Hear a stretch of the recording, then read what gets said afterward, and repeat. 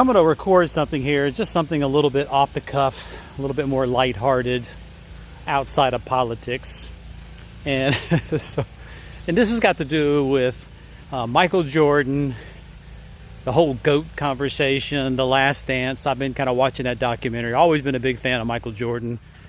In full disclosure, I'm in North Carolina. I remember Michael Jordan when he played for UNC Chapel Hill. Remember his final shot in that championship, NCAA championship game that he was in. So I've always been a big fan. And when he went to the Bulls, I mean, I was just a passionate follower of the Bulls, kind of watching them throughout, his career there and how dominant he was. And to me, I was awestruck by him.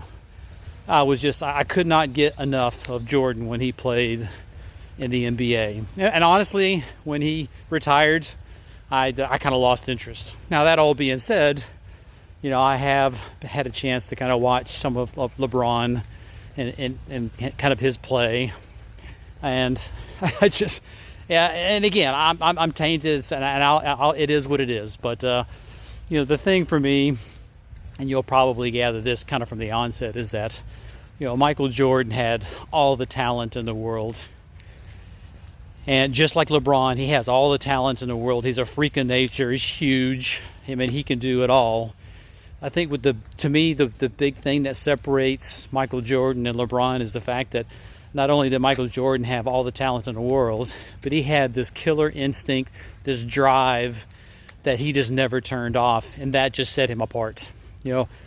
People out there have talent or they have drive, but it almost never happens when the player has both drive and talent, and he had both. And when your peers, Magic, Larry,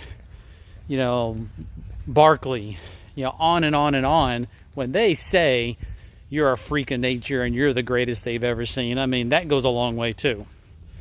Did Michael Jordan ever have times in the playoffs when he dropped off the radar? He was a non-factor. No. And I don't know if no one ever really talks about this, but sure, he was MVP of the league and he had scoring titles, but there was a point when he was knocked for his outside shooting. And so what did he do? He basically became one of the league leaders for three-point shooting and made it to the All-Star game in the three-point contest. So say, okay, I'm not my outside shots are kind of weak, and he became one of the best in the league as a three-point shooter. Obviously, he dominated the inside as well, so he changed his game in that respect. And then he was knocked for his defense, and he ended up becoming MVP of the league, one of the MVP defenders of the league. So he stepped up his defensive game.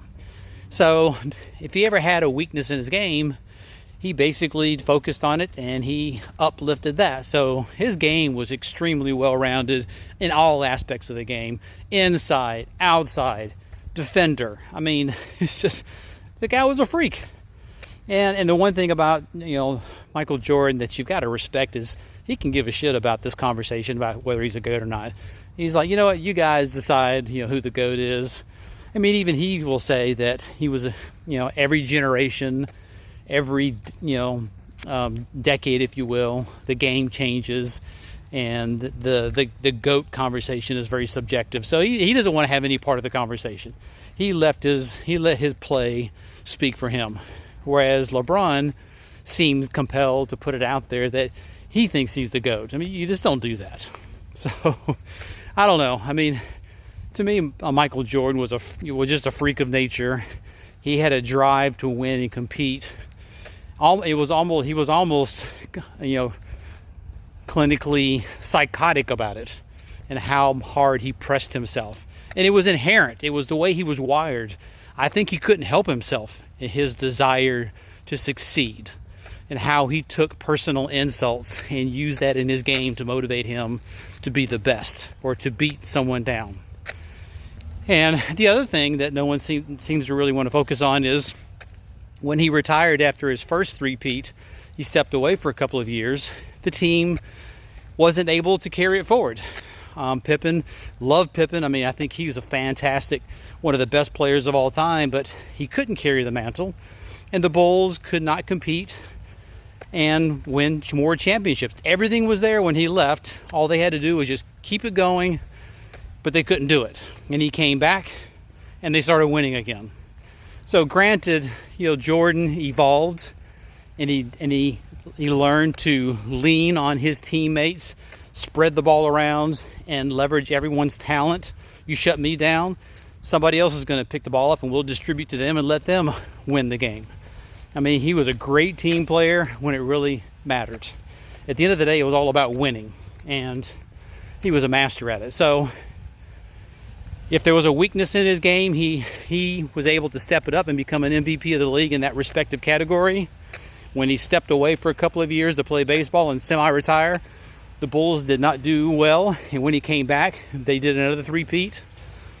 And all of his peers basically said that he was the greatest of all time. And it's kind of hard to deny it. And Michael Jordan is not, he's not defending himself. He's like, you know what? You guys decide, I can care less.